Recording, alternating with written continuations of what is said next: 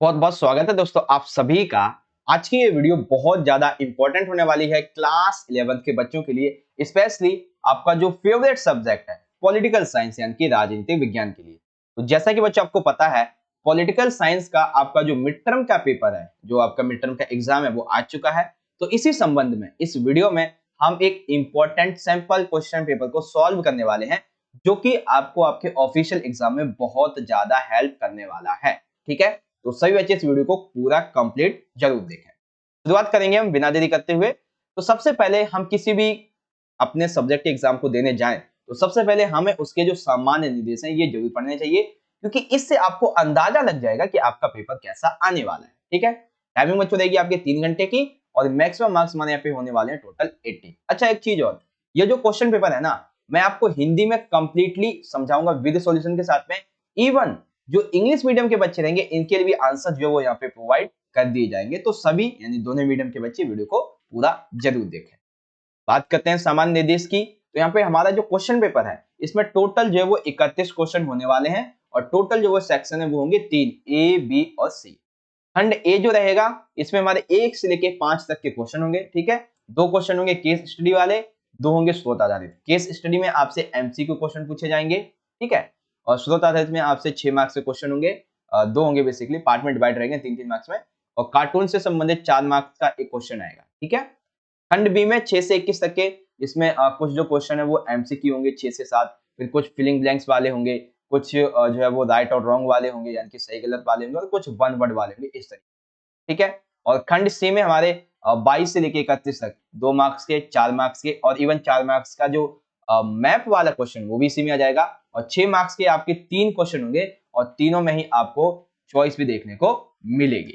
ठीक है, तो ये तो मोटा मोटा सा आपका पेपर का पैटर्न हो गया। इससे आपको पता चल जाएगा कि आपका पेपर आएगा कैसा। ठीक है, तो हम क्या करेंगे बच्चों, आपका section number A, section number B, ये तो हम कंप्लीट इस वीडियो में सॉल्व कर लेंगे। और सेक्शन नंबर सी के जो 2 मार्क्स के 3 क्वेश्चन होंगे ना, इनको यानी कि अगर हम बात करें 1 से लेके क्वेश्चन नंबर 25 तक, ठीक है, 1 से लेके क्वेश्चन नंबर 25 तक हम इस वीडियो में कंप्लीट कर लेंगे। यानी कि आपके इस क्वेश्चन पेपर का 1 से लेके जो 25 तक के क्वेश्चन है, इन सभी को इस वीडियो में कंप्लीट सॉल्व कर लेंगे। यानी कि ये जो है ये आपके इस क्वेश्चन पेपर का पार्ट नंबर है 1।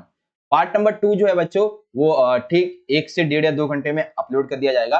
तो उसका लिंक आपको यहाँ पे बच्चों आई बटन में मिल जाएगा, यहाँ से जरूर देखें, या फिर डिस्क्रिप्शन बॉक्स में आपको लिंक मिल जाएगा, आप उसे टॉप पे मिल जाएगा। जैसे डिस्क्रिप्शन बॉक्स पर क्लिक करेंगे आप वहां से जाकर उसे देख सकते हैं, या फिर वेट कीजिए आधे घंटे में वो वीडियो अपलोड हो जाएगी। ये आपका ऑफिशियल पेपर है जो कि आया हुआ है डीओई की तरफ से। अब इसी क्वेश्चन पेपर को बच्चों हमने अलग से बनाया, ठीक है, ताकि जितने भी बच्चे हिंदी इंग्लिश मीडियम के हैं सभी को क्वेश्चन के आंसर अच्छे तरीके से दिखाए जा सके। शुरुआत करते हैं अब बिना टाइम वेस्ट करते। सबसे पहले आएगा बच्चों हमारा सेक्शन नंबर 1, खंड ए आएगा, योग्यता आधारित यानी कि एप्टीट्यूड बेस्ड क्वेश्चन। ठीक है, जिसमें केस स्टडी वाले क्वेश्चन आएंगे 2। अब केस स्टडी जो है वो हमारी कुछ इस तरीके से दी हुई है, आप चाहो बच्चों तो इजीली यहां से पढ़ भी सकते हो। ठीक है, अब हम इसके क्वेश्चन आंसर की तरफ बढ़ेंगे सीधा का सीधा और समझेंगे हर एक क्वेश्चन के आंसर को। अब जितने भी बच्चे लाइव सेशन में जुड़ चुके हैं या फिर कमेंट बॉक्स में आप चाहो तो आंसर कर सकते हो। जितने भी एमसीक्यू क्वेश्चन है उनका आंसर जरूर करें, इससे आपकी प्रैक्टिस भी हो जाएगी। क्या बच्चों, देखते हैं। तो यहाँ पे क्वेश्चन नंबर 1 क्या है हमारा, 1 दिया हुआ है 1.1, कानून की सामान्य प्रक्रिया के तहत भारत में किसे अदालत जाने का अधिकार है। ठीक है, केवल पुरुष, केवल महिलाएं, केवल युवा, सभी भारतीय नागरिकों। तो आप सभी को पता है अदालत में सभी को एक समान माना जाता है, अर्थात सभी जो है वो वहां पे अपनी अर्जी लगा सकते, कोई भी न्यायालय कोई भी कोर्ट जा सकते हैं, यानी कि सभी भारतीय नागरिक। ऑप्शन नंबर डी राइट हो जाएगा बच्चों। जिन बच्चों ने डी आंसर दिया बहुत अच्छी बात है। सभी बच्चे एमसीक्यू क्वेश्चन का आंसर आप जो वो लाइव चैट में या फिर कमेंट बॉक्स में जरूर करेंगे। ठीक है, क्वेश्चन नंबर आता है बच्चों सेकंड। ये क्वेश्चन आपकी किताब में नहीं मिलेगा, ये आपका जो नया टॉपिक ऐड हुआ है उससे संबंधित। ठीक है, देखिए क्वेश्चन क्या है। क्वेश्चन ये है कि PIL इसका आपको सही विस्तृत रूप बताना है। ठीक है, ये आपके 14 ऑप्शन दिए हुए हैं, इनमें से आपको PIL का जो पूर्ण रूप है, वैसे इसे हिंदी में पूछना चाहिए था लेकिन इंग्लिश में ही पूछ लिया है, तो इसका पूरा नाम क्या है, सही नाम क्या है।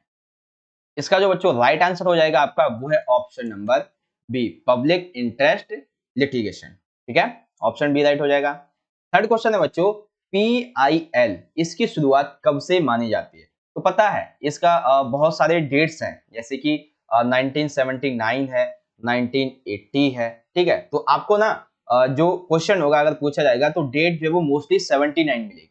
तो आप जो है एक सेकेंड 79 और 80 है बेसिकली, ठीक है, 79 और 80 है। इसमें आपको डेट दी गई है 79, तो यहाँ पे ऑप्शन नंबर डी हमारा इसका राइट आंसर। उसके बाद यहाँ पे 1.4 दिया हुआ है कि SAL इसका सही विस्तृत रूप क्या है। तो SAL का सही रूप क्या हो जाएगा बच्चों? सही रूप है इसका, आप पहले ऑप्शन पढ़ लीजिए, ये आपके ऑप्शन दिए हुए हैं 4। इसमें से जो आपका राइट आंसर बनेगा वो है option number B, social action litigation, ठीक है। Option number B is the right. अब इसी तरीके से जो भी पहले आप देख लीजिए इन सभी को, जो भी इंग्लिश मीडियम के बच्चे हैं उन सभी को मैं दिखा देता हूं एक बार। ये रहे आपके क्वेश्चन, और क्वेश्चन में सबसे पहला आपका जो आंसर हो जाएगा वो ऑप्शन नंबर डी हो जाएगा। सेकंड का जो क्वेश्चन है इसका राइट आंसर आपका ऑप्शन नंबर बी हो जाएगा। थर्ड की बात कर लेते हैं तो इसका right answer option number D हो जाएगा। एंड सबसे आखिरी और क्वेश्चन नंबर फोर्थ का भी ऑप्शन नंबर बी ही राइट आंसर हो जाएगा। अब अकॉर्डिंग टू आपका जो चैप्टर नंबर 1 है संविधान वाला, अब उससे देखो एक क्वेश्चन लिया गया है 4 मार्क्स का, जो स्रोत आधारित है, बेसिकली केस स्टडी वाला है, दक्षिण अफ्रीका के संविधान के बारे में। तो पहला क्वेश्चन देखिए क्या पूछा गया है कि दक्षिण अफ्रीका का संविधान कब लागू हुआ। तो इसका आंसर आपको बिल्कुल यहाँ पे देखिए, ये फर्स्ट लाइन में दिख रहा होगा, 1996 में दक्षिण अफ्रीका का संविधान लागू हुआ था। तो ऑप्शन नंबर बी हमारा यहाँ पे राइट हो जाएगा बच्चों, ठीक है। उसके बाद है दक्षिण अफ्रीका के संविधान में मूल रूप से निम्नलिखित में से कौन सा अधिकार है, यानी कि कौन सा अधिकार दक्षिण अफ्रीका के संविधान में दिया गया है। मैं आपको दिखा भी देता हूं मूल रूप से कौन सा अधिकार है यहाँ पे। अभी इसी में था, अभी मैं आपको दिखाता हूं। ये देखिए, दक्षिण अफ्रीका में प्रजातंत्र की आधारशिला है, सिंपल सा उसका अधिकार का घोषणा। कौन सा राइट हो जाएगा बच्चों? ऑप्शन नंबर बी, प्रजातंत्र का आधार। ओके, क्वेश्चन नंबर थर्ड है इसमें कि दुनिया में संभवतः सबसे अधिक व्यापक अधिकार है, यानी कि किस देश के संविधान में सबसे अधिक जो व्यापक अधिकार हैं वो यहाँ पे दिखाए गए हैं। तो आप सभी को पता है इस संबंध में सबसे आगे कौन है? सबसे आगे बच्चों दक्षिणी, एक सेकेंड, दुनिया में सबसे अधिक व्यापक अधिकार है। तो ये बच्चों आप सभी को पता है इसका राइट आंसर क्या होगा? इंडिया के, यानी कि भारत के है, ठीक है। अगर यहाँ पे अमेरिका का ऑप्शन होता तो हमें अमेरिका चुनना पड़ता। नाउ 2.4, दक्षिण अफ्रीका में संवैधानिक अधिकारों को लागू करने के लिए कौन सा न्यायालय बनाया गया था? तो मैं आपको आंसर दिखा देता हूं, कौन सा न्यायालय बनाया गया था बच्चों? एक संवैधानिक न्यायालय बनाया गया था, ठीक है। सिंपल सा ये आंसर हो गया यहाँ पे। तो देख लेते हैं ऑप्शन कहां पे है, ये रहा, देखो ऑप्शन नंबर डी, संवैधानिक न्यायालय। ओके, नाउ जितने भी बच्चे इंग्लिश मीडियम में आप इसे पढ़ सकते हैं, तो यहाँ पे देख लेंगे कभी कॉन्स्टिट्यूशन बना था तो 1996 में बना था, ठीक है। उसके बाद यहाँ पे जो आपका ये वाला क्वेश्चन है इसका राइट आंसर हो जाएगा ऑप्शन नंबर बी, सेकंड वाले क्वेश्चन का। देन थर्ड का जो राइट आंसर है वो ऑप्शन नंबर इसका भी बी हो जाएगा। एंड देन सबसे आखिरी फोर्थ का right answer option number fourth हो जाएगा, ठीक है। अब यहाँ पे हमारे जो है बड़े क्वेश्चन आ चुके हैं, स्रोत आधारित 3 और 4 दो क्वेश्चन होंगे, स्रोत आधारित 6 मार्क्स के। तो ये बच्चों आपकी जो सेकंड बुक है राजनीति सिद्धांत वाली, उसके चैप्टर नंबर 1 से लिया गया है, यानी कि चैप्टर नंबर 1 आपको 6 मार्क्स दिलाएगा, ठीक है, स्रोत आधारित में, याद रखना इस चीज। चलिए क्वेश्चन को पढ़ेंगे। क्वेश्चन दिया हुआ है बच्चों कि वर्तमान में राजनीतिक सिद्धांत किन उद्देश्यों की प्राप्ति में योगदान करता है। अब देखो ये क्वेश्चन सिंपल सा पता है क्या है, आपको ये बताना है कि हमें राजनीतिक सिद्धांत का अध्ययन क्यों करना चाहिए, या फिर वो हमारे लिए उनका, अब हम यदि हम राजनीतिक सिद्धांत का अध्ययन करते हैं तो वो हमारे लिए क्यों इंपॉर्टेंट है, ये हमें बताना है। उद्देश्य और इंपॉर्टेंस एक ही हो जाती है। फिर यहाँ पे दूसरा क्वेश्चन है इसके मूल्यों को समझाना। तो मूल्यों को हमें समझाना है, यानी कि इसके विभिन्न पहलुओं को हमें समझाना है, ठीक है। तो पहलू यानी कि मूल्य हो जाएंगे, अध्ययन यानी कि इसके उद्देश्य हो जाएंगे, ठीक है। तो पहले बात करेंगे उद्देश्यों के बारे में। उद्देश्य की अगर बात कर लेते हैं तो देख लीजिए सभी क्वेश्चन के आंसर लिखे हुए हैं, सभी पॉइंट लिखे हुए हैं इजी वे में। पहला बच्चों दिया हुआ है कि भविष्य में आने वाली जो समस्याएं हैं इन सभी को मतलब कि भविष्य में जो भी समस्याएं आएंगी उस समस्याओं से निपटने के लिए एक सही निर्णय लेने वाला नागरिक बनने के लिए हमें इसका अध्ययन करना चाहिए, जो कि इसका उद्देश्य भी है राजनीतिक सिद्धांत का। अधिकार एवं कर्तव्य को नागरिकों को समझाने का इसका उद्देश्य होता है। एक अधिकार संपन्न जो व्यक्ति है वो जागरूक बन जाता है, वो राजनीतिक चेतना उसकी जागृत हो जाती है, राजनीति वो भाग लेना शुरू कर देता है, राजनीतिक जो पहलू होते हैं उनको समझना शुरू कर देता है। एक जागरूक नागरिक जो भी राजनीतिक सिद्धांत को पढ़ता है वो वाद विवाद करने योग्य बन जाता है, यानी कि वो डिबेट कर सकता है, तर्क वितर्क कर सकता है, क्या किस कानून से क्या लाभ होगा, क्या हानि होगी, इस तरीके से सही से उसका आकलन भी कर सकता है। साथ ही साथ निर्णय कैसे लिया जाता है इसकी एक अच्छी कला भी सीख लेता है राजनीतिक सिद्धांत को पढ़कर, जो कि राजनीतिक सिद्धांत का उद्देश्य है। शासन व्यवस्था तथा लोकतंत्र की उपयोगिता का ज्ञान, अर्थात व्यक्ति जो है वो राजनीतिक सिद्धांत को यदि पढ़ता है, और राजनीतिक सिद्धांत का उद्देश्य भी यही होता है कि लोगों को शासन व्यवस्था के बारे में पता चले, लोकतंत्र की उपयोगिता के बारे में पता चले, और अंतरराष्ट्रीय जो शांति है उसको सहयोग मिले, उसको बढ़ावा मिले, अंतरराष्ट्रीय जो संबंध है उनको भी बढ़ावा दिया जा सके। ठीक है, तो यही इसकी इंपॉर्टेंस है और यही इसके ऑब्जेक्टिव्स यानी कि उद्देश्य है। ठीक है बच्चों, आई होप आपको ये क्वेश्चन नंबर फर्स्ट हमारा समझ में आ गया होगा बहुत अच्छे तरीके से। अब बात करते हैं क्वेश्चन नंबर सेकंड की। सेकंड में हमें बताना है बेसिकली राजनीतिक सिद्धांत के दो प्रमुख मूल्यों को स्पष्ट करना है। तो राजनीतिक सिद्धांत के जो प्रमुख मूल्य हैं हमें वो बताने हैं। तो मूल्य यानी कि इसके विभिन्न पहलुओं के बारे में। तो सबसे पहले देखो, राजनीतिक जो सिद्धांत है वो उन विचारों और नीतियों को एक व्यवस्थित रूप से प्रतिबंधित करता है जिनसे हमारे सामाजिक जीवन, सरकार और संविधान ने आकार ग्रहण किया। तो सबसे पहले हमने क्या किया बच्चों, राजनीतिक सिद्धांत की एक परिभाषा बता दी। क्या कि राजनीतिक जो सिद्धांत है वो बेसिकली उन विचारों को और ऐसी नीतियां उन्हें इंडिकेट करता है जिनसे हमारा जो सोशल जीवन है, सोशल लाइफ है, हमारा सामाजिक जीवन, हमारी गवर्नमेंट है और हमारे संविधान ने जो आकार ग्रहण किया है उन सभी विचार नीतियों को बताता है। कौन? राजनीतिक सिद्धांत। तो ये इसका एक मूल्य पहलू है। राजनीतिक सिद्धांत स्वतंत्रता, समानता, न्याय, लोकतंत्र, यहाँ तक कि धर्मनिरपेक्षता। अब आपको एक एक करके बताता हूँ। स्वतंत्रता यानी कि आपके फ्रीडम, समानता यानी कि आपकी इक्वेलिटी, न्याय यानी कि जस्टिस, लोकतंत्र यानी कि फ्रीडम एवं लोकतंत्र यानी कि बेसिकली डेमोक्रेसी, और धर्मनिरपेक्षता। ठीक है, तो इसकी जो अवधारणा है वो राजनीतिक सिद्धांत स्पष्ट करता है और एक देश के लिए इन सभी के क्या क्या मायने होने चाहिए वो भी बताता है। ठीक, अगला दिया हुआ है कि राजनीतिक सिद्धांत कानून के राज को, अधिकारों के बंटवारे को और न्यायिक पुनरावलोकन जैसे नीतियों को सार्थकता से जांच करता है। यानी कि राजनीतिक जो सिद्धांत है वो देश में कानून का जो राज है वो कैसा चल रहा है, सही चल रहा है, कुछ गलती हो रही है तो उसको पूरी तरीके से हैंडल करता है। अधिकारों को बंटवारा करता है कि एक व्यक्ति का, एक राज्य का, एक समूह का क्या अधिकार हो सकता है। साथ ही साथ न्यायपालिका जो है उसका एक अहम अधिकार होता है न्यायिक पुनरावलोकन। तो ऐसी जो नीतियां हैं उन सभी की सार्थकता से जांच करता है कि कहीं कुछ गलती ना रह जाए। साथ ही साथ राजनीतिक सिद्धांत का एक अहम उद्देश्य ये भी होता है कि समाज को नई चुनौतियों का सामना करना पड़ता है, जो कि एक नई व्याख्या को उत्पन्न करता है और इसी के अध्ययन के लिए इसका मतलब कि ये जो है इसके मूल्यों को हमें यहाँ पे दर्शाता है। ठीक है, तो ये कुछ पॉइंट है, इजिली आप समझ जाओगे। ठीक है, अब आपको इसको अगर समझ में नहीं आया है तो आप एक बार दोबारा से रिप्ले करो वीडियो को, इतना ही इस क्वेश्चन का समझ में आ जाएगा। ठीक है, ये तो हो गया हमारा क्वेश्चन नंबर 1 2।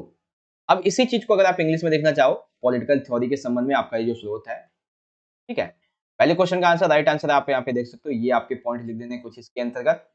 और सेकंड क्वेश्चन जो है कि वैल्यू आपको बतानी है पॉलिटिकल थ्योरी की, तो वैल्यू के संबंध में आपको ये 2 पॉइंट और नीचे के ये 2 पॉइंट लिख देने, सिंपल सा answer. Okay, now question number 4 आ जाता है बच्चों संविधान के बारे में।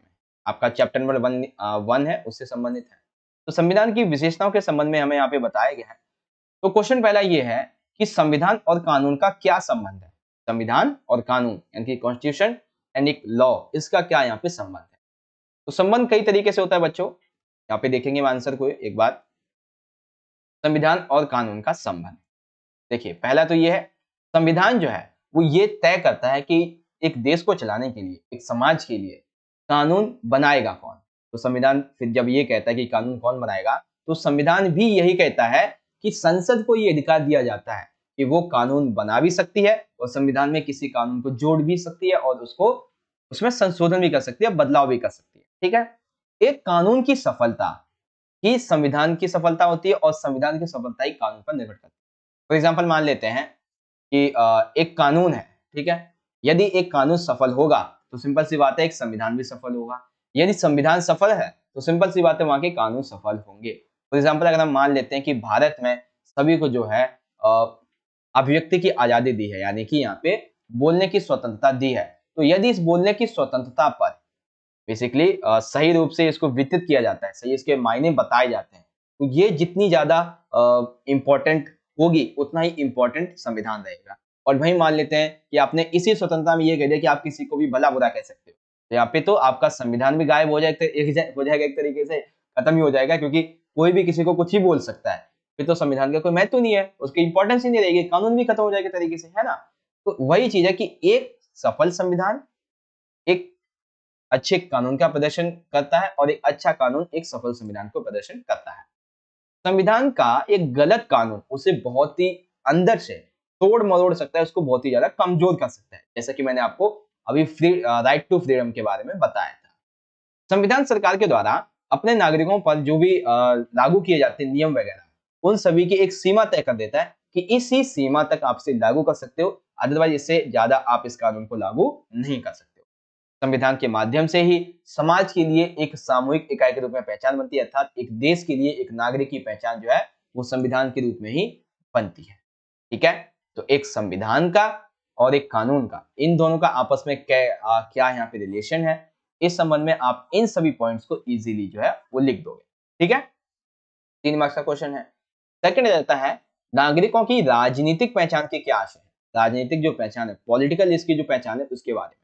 तो इस क्वेश्चन का आंसर जहां तक मुझे लगता है बच्चों सभी को आता ही होगा। देखिए आंसर कैसे लिखेंगे, आंसर लिखेंगे नागरिकों की राजनीतिक पहचान। सबसे पहला, भारतीय नागरिकों को सार्वभौमिक वयस्क मताधिकार दिया गया है, कि वोट देने का अधिकार दिया गया है, जिसके तहत भारत का कोई भी नागरिक जो कि 18 वर्ष का हो चुका है। अभी एक क्वेश्चन भी आएगा कि पहले जो मतदान की आयु थी वो 21 वर्ष की थी, ठीक है, लेकिन फिर इसको बाद में हटाकर 18 कर दिया गया। तो ये कब हुआ था, किस अमेंडमेंट के किस संशोधन के तहत हुआ था, इससे संबंधित क्वेश्चन आएगा एमसीक्यू का, जरूर देखिएगा अभी। ठीक है, तो हाँ, वयस्क मताधिकार दिया गया सभी व्यक्ति को, चाहे वो किसी भी धर्म जाति लिंग किसी से भी संबंध हो, यदि भारत का नागरिक है तो बस वो 18 साल का होना चाहिए, उसे इसका अधिकार मिल जाएगा। वो क्या कर सकता है, मतदान कर सकता है, और इस मतदान की प्रक्रिया के तहत वो अपना मनपसंद नेता चुन सकता है। और नेता की जो भागीदारी होती है, आप सभी को पता है हम क्या करते हैं, एक सांसद को चुनते हैं। ठीक है, मान लेते हैं 10 लाख लोग जो है वो मिलकर एक सांसद को चुनते हैं, तो वो एक सांसद जो है ना वो संसद में जाके, देश की विधायिका में जाके इन 10 लाख लोगों का प्रतिनिधित्व करता है। अगर कोई सही निर्णय लेगा, ठीक है, तो वो इन्हीं 10 लाखों के लिए इंपॉर्टेंट रहेगा, गलत लेगा तो उनके लिए बहुत ज्यादा हानि होगी। ठीक है, तो इनकी भागीदारी को सुनिश्चित करता है जनता की, इस तरीके से लिख देंगे। ठीक है, अदर हैंड व्यक्ति स्वयं भी चाहते हैं, यानी कि व्यक्ति जो है वो जो मत दे रहा है, यानी कि जो मतदान कर रहा है, वोट दे रहा है, अगर वो उसके पास योग्यता है, वो चाहे तो स्वयं भी एक नेता के रूप में चुनाव लड़ सकता है, और वो भी संसद में खुद को प्रस्तुत करके सरकार की जो नीतियां उसको प्रभावित कर सकता है। ठीक है, संविधान के द्वारा नागरिकों को कुछ मौलिक कर्तव्य, हम सभी को पता है 10 मौलिक कर्तव्य वो नागरिकों को दिए गए हैं। तो ऐसे में इन मौलिक कर्तव्यों को सुनिश्चित करना भी नागरिकों की राजनीतिक पहचान के अंतर्गत ही आता है। ठीक है बच्चों, दोनों क्वेश्चन आपको समझा दिए हैं, संविधान और कानून का संबंध क्या है यहाँ पर, और नागरिकों की राजनीतिक पहचान से यहाँ पर क्या आशय। ओके, नाउ क्वेश्चन नंबर जो 4th है इसको इंग्लिश में देखेंगे। What is the relation between constitution and law, ये आपका स्रोत है। ठीक है, तो relationship between constitution and law, that is this one. आप इन सभी को क्वेश्चंस को मतलब पॉइंट्स को इजीली रीड आउट कर लेना।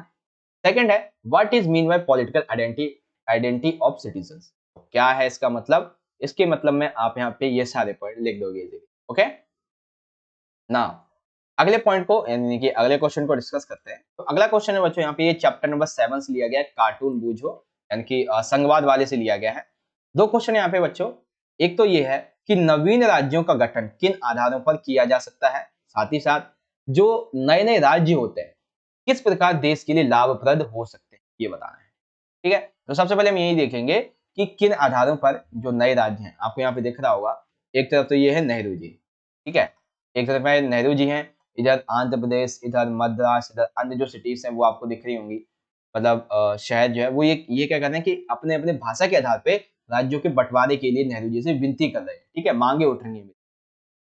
तो किन आधारों पर किया जा सकता है भाई, देखो आंसर कैसे लिखेंगे, नवीन राज्यों का गठन किन आधारों पर। तो सबसे पहला आधार था बच्चों, जब राष्ट्रीय आंदोलन चल रहा था, यानी कि अंग्रेजों को भगाने के लिए, तो उस समय ये तय किया गया था कि हम जब हमारा देश आजाद हो जाएगा तब हम समान संस्कृति और भाषा के आधार पर राज्यों का गठन करेंगे। तो पहला पॉइंट, समान संस्कृति और भाषा के आधार पर राज्यों का गठन। लेकिन जब स्वतंत्रता होती है तब भाषा के आधार पर गठन की मांग बहुत ज्यादा मतलब बढ़ने लगती है। और इसी संबंध में सबसे पहला जो है वो आंध्र प्रदेश, ठीक है, तेलुगु भाषी लोगों के लिए जो आंध्र प्रदेश है ये राज्य सबसे पहले यहाँ पे बनता है भाषा के आधार पे। फिर और भी ज्यादा यहाँ पे मांगे उठने लगती हैं। तो इसी संबंध में फिर 1953 में राज्य पुनर्गठन आयोग की स्थापना की जाती है, जिसने ये कहा कि प्रमुख भाषाई समुदायों के लिए भाषा के आधार पर राज्यों का गठन किया जाएगा। ठीक है, तो मतलब बात तो सेम ही है कि भाषा के आधार पर राज्यों का गठन होना था, ठीक है, बट यहाँ पे कुछ कुछ जो बातें हैं वो अलग अलग टाइम पे ऐड होती चलेंगी, हमने उनको डिफाइन कर दिया। ठीक है, सेकंड क्वेश्चन क्या है कि नए राज्यों का गठन किस प्रकार देश के लिए लाभप्रद हो सकता है, कि यदि नए राज्यों का गठन किया जाता है तो किस तरीके से लाभदायक हो सकता है। आपको यहाँ पे लाभ बताना ही है, ये नहीं कि आपको अपनी बतानी बात है, आपको लाभ ही बताना है। यहाँ पे क्या है कि देखो, जितने भी समान भाषा वाले, एक समान क्षेत्र वाले और एक जैसी संस्कृति वाले जो लोग हैं अगर रहते हैं, तो उनको आप अलग कर दोगे तो बहुत अच्छी बात है, क्योंकि इससे एक लोकतंत्र की जो एकता है इसको बल मिलेगा। ठीक है, लोग अपनी संस्कृति का मान सम्मान को ऐसा लगेगा कि हाँ भाई, सरकार भी हमारी संस्कृति को समझती है और हमारे लिए एक अलग राज्य को बनाया है। तो इससे क्या होगा, वो भी सोचेंगे हाँ ये देश हमारे लिए काफी अच्छा है, हमें बगावत वगैरह नहीं करनी चाहिए, क्योंकि अब तो हमारा राज्य अलग ही हो चुका है, सारे नियम हमारे हमारे संस्कृति हमारे धर्म के अनुसार ही होंगे, सिंपल सा है ना। तो ये चीजें हैं। तो आपने समझ लिया नवीन राज्यों का गठन किन आधार पे होता है और नए राज्यों का गठन किस तरीके से यहाँ पे लाभदायक हो सकता है। ओके, देन यहाँ पे अगर आपको इस क्वेश्चन को इंग्लिश में देखना है, इनके क्वेश्चन के आंसर को, आप तो यहाँ से इजीली पढ़ सकते हैं। पहले क्वेश्चन का आंसर आप यहाँ पे देख सकते हो, इन 3 पॉइंट पे लिखना है। सेकंड का क्वेश्चन का आंसर आपको बस एक ही लाइन में इस तरीके से लिख देना है, वेल वेल वेल। यहाँ पे हमारा जो सेक्शन नंबर होता है ए वाला पार्ट, ठीक है, वो हो जाता है यहाँ पे कंप्लीट। अब हम बात करेंगे बच्चों सेक्शन नंबर बी की, यानी कि vastness, that means objective type question. अब इसमें वैरायटी ऑफ क्वेश्चंस है। सबसे पहली वैरायटी ऑफ क्वेश्चन में आ जाता है 6 से लेके 12 तक के होंगे बहुविकल्पीय क्वेश्चन, जिसमें आपको चॉइस दी जाएगी, यानी कि एमसीक्यू बेस्ड वाले क्वेश्चन 7 होने वाले। तो सभी बच्चे आप फिर से एक बार इन एमसीक्यू क्वेश्चन का जो आंसर है वो जरूर करें। ओके ओके, चलिए शुरुआत करते हैं। क्वेश्चन नंबर 6 दिया हुआ है बच्चों हमारा यहाँ पे। देखो, वैसे आपके ऑफिशियल पेपर में एक क्वेश्चन दिया हुआ था, लेकिन वो ज्यादा इंपॉर्टेंट नहीं था, तो हमने यहाँ पे उस क्वेश्चन को चेंज कर दिया है, ये वाला दे दिया क्योंकि ये ज्यादा इंपॉर्टेंट है। ठीक है, और ऐसे ही एक क्वेश्चन और था जो कि मुझे लगा कि इंपॉर्टेंट नहीं होगा, तो मैंने उसको भी चेंज कर दिया। कौन सा था? ये वाला राजनीति सिद्धांत के बारे में था, वो ज्यादा इंपॉर्टेंट नहीं था, तो हमने उसको भी चेंज कर दिया। यानी कि 2 क्वेश्चन आपके एमसीक्यू वाले हमने चेंज किए हैं, जो कि आपके लिए इंपॉर्टेंट नहीं थे उतने, तो यहाँ पे हमने उनको चेंज कर दिया। ठीक है, देखिए क्वेश्चन नंबर 6 क्या है, मौलिक अधिकारों के बारे में कौन सा कथन असत्य है, यानी कि आपको ये बताना है मौलिक अधिकार हमारे जो फंडामेंटल राइट्स होते हैं इसके संबंध में यहाँ पे कौन सी बात यहाँ पे गलत की गई है। सबसे पहला है कि मौलिक अधिकारों को संविधान में सूचीबद्ध किया गया है, that means option number A is right. Okay, तो ए राइट हो गया। सेकंड है कि प्रधानमंत्री परिवर्तन कर सकते हैं, ये गलत। आगे देखें, लागू करने के लिए विशेष प्रावधान किए जाते हैं, ठीक। गारंटी एवं सुरक्षा स्वयं संविधान कहता है, बिल्कुल ठीक है। तो मौलिक अधिकार के संबंध में कौन सा कथन गलत है बच्चों? ऑप्शन नंबर बी वाला। याद रखना, ये क्वेश्चन अगर 2 नंबर में पूछा जाता है ना आपसे कि मौलिक अधिकार इनकी विशेषताएं बताओ, तो आप बता दोगे कि संविधान में इन्हें सूचीबद्ध किया गया है, इनकी लागू करने के लिए संविधान जो है विशेष प्रावधान करता है, इनकी गारंटी और इनकी सुरक्षा भी स्वयं संविधान करता है। ठीक है, अगर इनमें परिवर्तन करना है तो इनमें परिवर्तन करने के लिए संसद में जो है वो मतदान करना पड़ता है, बेसिकली संसद में जो है बात करनी पड़ती है, बहस होती है इस तरीके। ठीक है, तो ऑप्शन नंबर बी गलत हो जाएगा। क्वेश्चन नंबर आता है बच्चों 7 में दिया हुआ है किस गैर राजनीतिक क्षेत्र में राजनीति का प्रवेश नहीं हुआ है? जीवन जीने के अधिकार में, घरेलू जीवन में, विदेश यात्रा में या फिर पर्यावरणीय क्षेत्र में। तो आप सभी को पता है हमारे जीवन जीने का अधिकार अनुच्छेद 21, हमारी विदेश यात्रा, हमारी पर्यावरणीय क्षेत्र, इन सभी में पॉलिटिकल का पूरी तरीके से जो है प्रवेश हो चुका है। जहां पे प्रवेश नहीं हुआ है वो है अभी तक घरेलू जीवन के हस्तक्षेप में। ठीक है, यानी कि हमारी जो राइट टू प्राइवेसी है उसमें अभी तक नहीं हुआ। ठीक है, ऑप्शन नंबर बी जहां तक मुझे लगता है इसका राइट आंसर होगा बच्चों। ओके, इंग्लिश में आप देखोगे तो option number B is the right. Then question number 8 है, बहुत इंपॉर्टेंट है आपके लिए। आपको ये बताना है कि वर्तमान तक अभी तक टोटल जो है भारतीय संविधान में कितने संशोधन हो चुके हैं। तो मैं आपको ये भी बता देता हूं कि आखिरी संशोधन जो है वो 2020 में हुआ था। ठीक है, अब ये 2020 में कौन सा संशोधन था? 101, 102, 103, 104। तो भारत में अभी तक संविधान में 2020 तक 104 संविधान संशोधन हो चुके हैं, यानी कि option number D is the right answer. Okay, now question number 9, बहुत बच्चों को इसका आंसर पता होगा कि गांव के स्थानीय शासन से निम्नलिखित में से कौन सा संशोधन संबंधित है। स्थानीय शासन के बारे में इसमें से कौन सा संबंधित है ये बताना है। तो आपको पता है कि 10वां और 50वां तो बिल्कुल भी नहीं होगा। हमारे पास ऑप्शन बचते हैं दो, 73वां और 74वां। तो आप सभी को पता है 73वां संविधान संशोधन जो है वो गांव के स्थानीय शासन से संबंधित है, और जो 74वां है वो बेसिकली जो नगर निगम होती है ना, नगर निगम, उनसे संबंधित है। ठीक है, तो यानी कि इस क्वेश्चन का right answer option number D हमारा यहाँ पे हो जाएगा बच्चों। ओके, नाउ क्वेश्चन नंबर 10 आ जाता है, बहुत इंपॉर्टेंट है बच्चों। परिसीमन आयोग का गठन कौन करता है? देखिए, जो डेलिमिटेशन कमीशन होता है इसको कौन बनाता है? आपके ऑप्शन है प्रधानमंत्री, राष्ट्रपति, न्यायाधीश, उपराष्ट्रपति। तो द राइट आंसर इज, इसको बनाता है राष्ट्रपति, यानी कि option number B is the correct answer. Okay, now जो मैंने अभी आपको बताया था, एक क्वेश्चन आएगा कि जो मत देने का अधिकार था, वोट देने का जो अधिकार था, इसकी आयु पहले 21 वर्ष थी, लेकिन बाद में से घटा के देखा गया कि जो बच्चे हैं, जो लोग हैं, युवा जो है वो अब बहुत ही जल्दी जो है हर एक चीज को समझने लगते हैं। तो इसलिए आयु जो थी मतदान की वो कर दी गई 18 वर्ष की। यहाँ पे हम देखते हैं कौन सा ईयर है, 1982 है, 1998 है, 99 है या फिर 89 है। मैंने आपको आंसर भी उसी टाइम पे बता दिया था। क्या राइट आंसर हो जाएगा बच्चों इसका? Option number D, 1989। Very good, आगे देखते हैं क्वेश्चन नंबर 12। यहाँ पे एक राजनीति सिद्धांत का क्वेश्चन लिया गया था, वो इंपॉर्टेंट नहीं था। तो यहाँ पे देखो, ये क्वेश्चन जो है वो आपका 2 मार्क्स में भी बन सकता है, इसलिए मैंने यहाँ पे ऐड कर दिया है। कैसे बनेगा 2 मार्क्स में? आपसे पूछा जाएगा कि राजनीति के प्रति मिथ्या धारणा बताइए, 2 मार्क्स में। ठीक है, और इसी को एमसीक्यू में मैंने बना दिया। तो यानी कि आपकी एक ही क्वेश्चन में 2 तरीके की तैयारी होगी, एक तो एमसीक्यू बेस्ड तैयारी भी होगी और 2 मार्क्स के एक क्वेश्चन की भी। चलिए देखते हैं। तो हमें बताना है राजनीति के प्रति मिथ्या धारणा में कथन कौन सा सही। तो सबसे पहली बात, आजकल जो लोग हैं वो राजनीति को दांव पेच के रूप में जोड़ते हैं, बिल्कुल राइट। सेकंड दिया हुआ है कि कुछ लोग राजनेताओं को दल बदल, झूठे वादे, बड़ा चढ़ाकर दावे करने वाले जो कभी पूरे नहीं होते, इस रूप में देखते हैं। वेल, ये भी बात ठीक है। सी है कि आम लोग ये कहते हैं कि घोटाला करो और देश को लूटो, यही राजनीति है। ठीक है, तो ये भी एक मिथ्या धारणा है, यानी कि राजनीति के संबंध में, मिथ्या धारणा के संबंध में option number D, that is right answer. Okay बच्चों, यानी कि अब आपका 2 मार्क्स में भी क्वेश्चन कंप्लीट हो गया, एक एमसीक्यू वाला। ठीक है, तो बच्चों जितने भी एमसीक्यू क्वेश्चन के आंसर थे यहाँ पे हमने देख लिए, क्वेश्चन नंबर 6 से लेके हमारे 12 तक के। ओके, नाउ आई होप आपको सभी को समझ में आ गया होगा इजी वे में। आगे चलते हैं अगले क्वेश्चन की तरफ। अब यहाँ पे क्वेश्चन नंबर 13 से 16 जो है वो है हमारे फिलिंग ब्लैंक्स, यानी कि रिक्त स्थान वाले। पहला क्वेश्चन है बच्चों कि लोकतांत्रिक चुनाव में जनता डैश देती है, यानी कि लोकतांत्रिक चुनाव में क्या करती है? लोकतांत्रिक चुनाव में जनता जो है, यहाँ पे आप 2 चीजें कर सकते हो, या तो प्रत्याशी यानी कि या फिर चुनाव लड़ने वाले उम्मीदवार को वोट देती है, या फिर चुनाव में यहाँ पे आप जो है वो लिख दोगे मतदान। ठीक है, इसका जो राइट आंसर बनेगा बच्चों वो हो जाएगा मतदान। ठीक है, अगर क्वेश्चन इस तरीके से बनता कि लोकतांत्रिक चुनाव में जनता मतदान किसको देती है, मतदान डैश को देती है, तब यहाँ पे आप जो है वो प्रत्याशी चुनाव लड़ने के उम्मीदवार को लिखते हैं। ठीक है, लेकिन यहाँ पे राइट आंसर क्या हो जाएगा इस वाले क्वेश्चन में? आपको लिखना होगा यहाँ पे मतदान। ठीक है, मतदान लिखना होगा। ओके, यानी कि मत देती है बेसिकली। 14 क्वेश्चन है, भारतीय संविधान सभा के अध्यक्ष थे, तो यहाँ पे आपको बताना जो स्थायी अध्यक्ष थे उनकी बात की गई है। तो आप सभी को पता है कौन थे स्थायी अध्यक्ष बच्चों?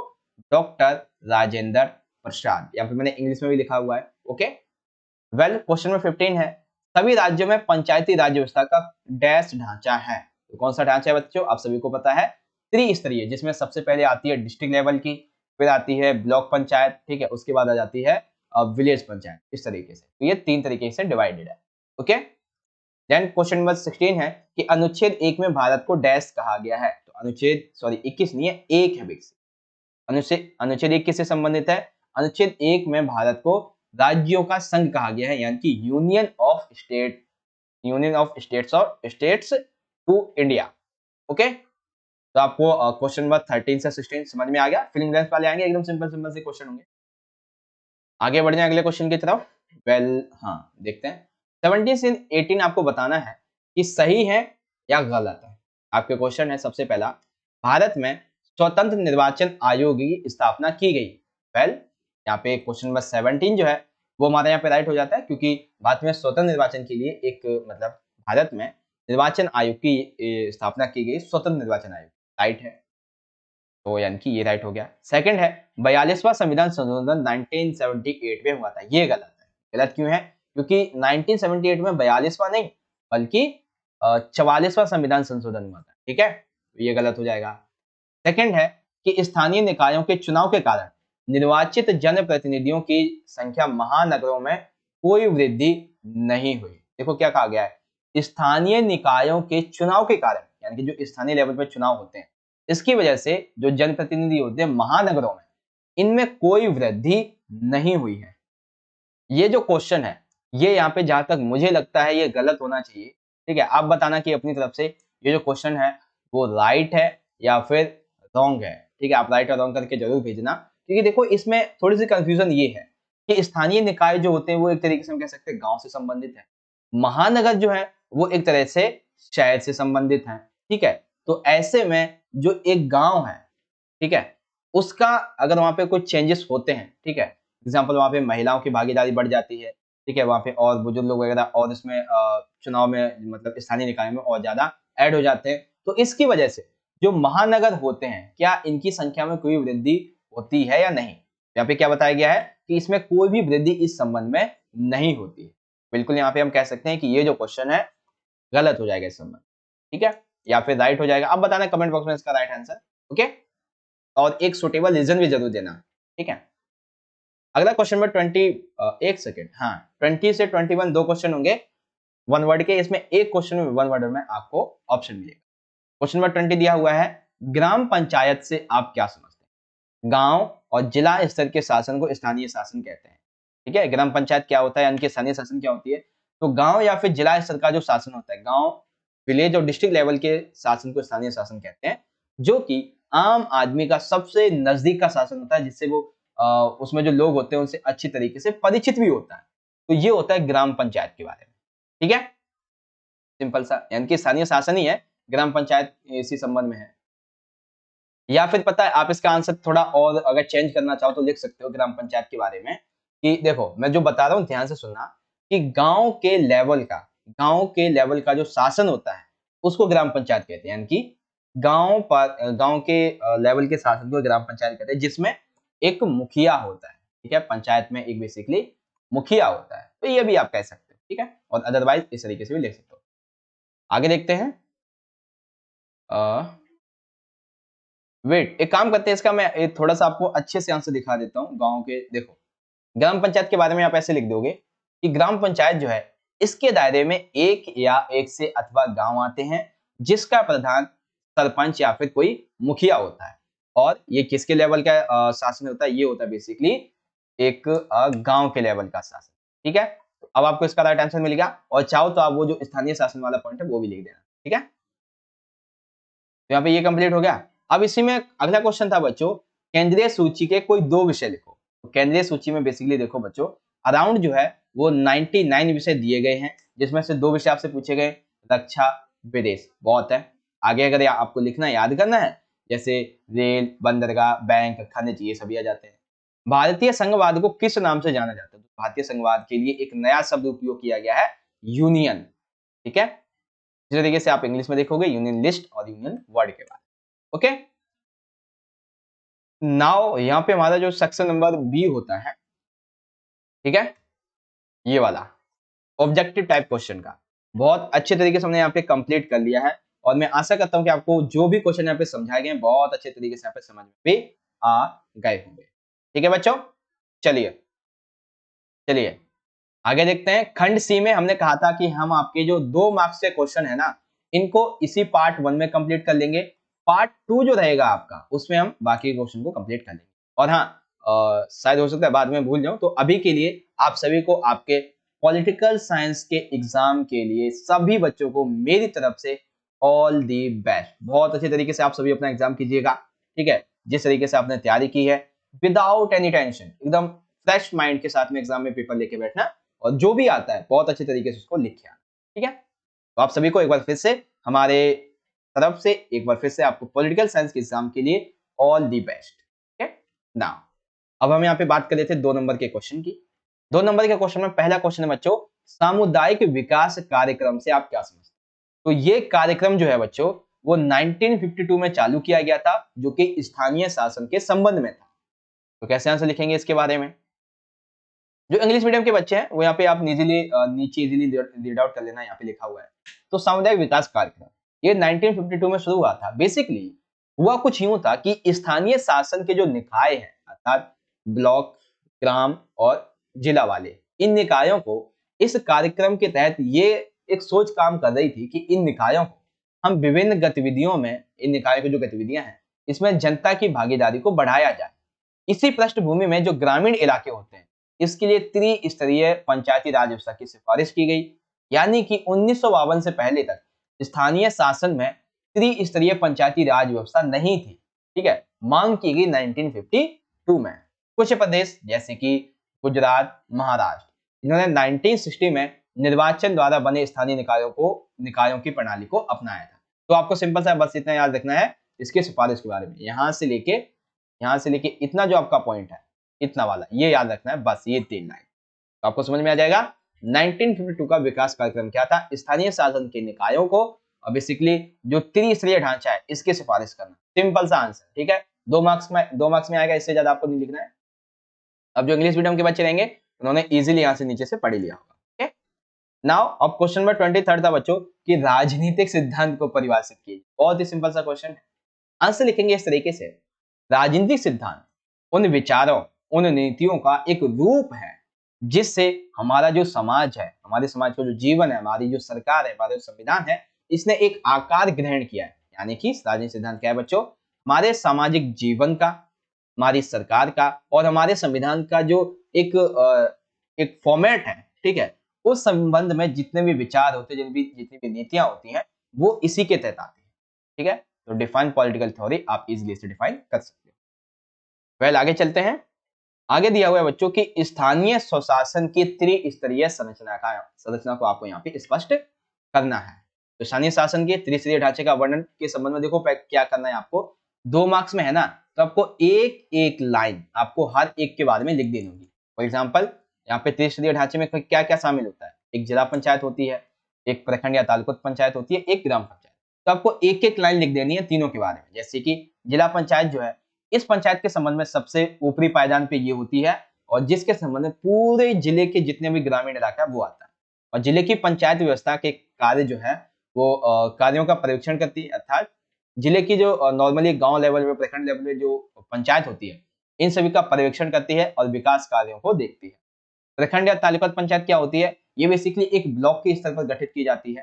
ठीक है, जो प्रदेश आकार में छोटे होते हैं वहां पे इसकी जरूरत नहीं पड़ती, वहां पे आती है ग्राम पंचायत। ग्राम पंचायत इसके दायरे में एक या फिर एक से ज्यादा गांव होते हैं, जिसके पंचायत यानी कि इस पंचायत के जो मुखिया होते हैं, प्रधान होते हैं, वो या तो सरपंच होता है या फिर कोई मुखिया होता है, इस तरीके से। ठीक है, तो स्थानीय शासन की त्रिस्तरीय जो संरचना है इसके बारे में आप चाहो तो इजीली यहाँ से इंग्लिश में भी रीड आउट कर सकते हो। ओके बच्चों, तो यहाँ पे आज की इस वीडियो को हम यहीं पे वैसे तो एंड करते हैं। अदरवाइज आप यहाँ पे देख लो, जैसे कि 4 नंबर का क्वेश्चन है, न्यायपालिका की स्वतंत्रता को संविधान में सुनिश्चित करने के लिए जो उपाय बताए गए आपको वो बताने हैं। ठीक है, ऐसे ही यहाँ पे अगला क्वेश्चन है संसद की संरचना और बाकी के आपके जितने भी क्वेश्चन है, हर एक क्वेश्चन का आंसर मैं आपको अब जो हमारा पार्ट नंबर 2 रहेगा उसमें दूंगा। और पार्ट नंबर 2 का लिंक बच्चों आपको यहाँ पे आई बटन में मिल जाएगा, यहाँ से जरूर देखें, या फिर आपको डिस्क्रिप्शन बॉक्स में एक लिंक मिल जाएगा, आप वहां से भी जाकर उसको देख सकते हैं। और नहीं तो वेट कीजिए, आधे घंटे, आज 1 से 1.5 घंटे के अंदर वो वीडियो भी आ जाएगी। ठीक है, तो वीडियो को एंड करने से पहले आप सभी को एक बार फिर से आपके एग्जाम के लिए ऑल द बेस्ट, और हम मिलेंगे अगली वीडियो में। तब तक के लिए आप पढ़ते रहिए और वेट कीजिए वीडियो का, मिलेंगे नेक्स्ट वीडियो में। ओके, धन्यवाद, जय हिंद, वंदे मातरम।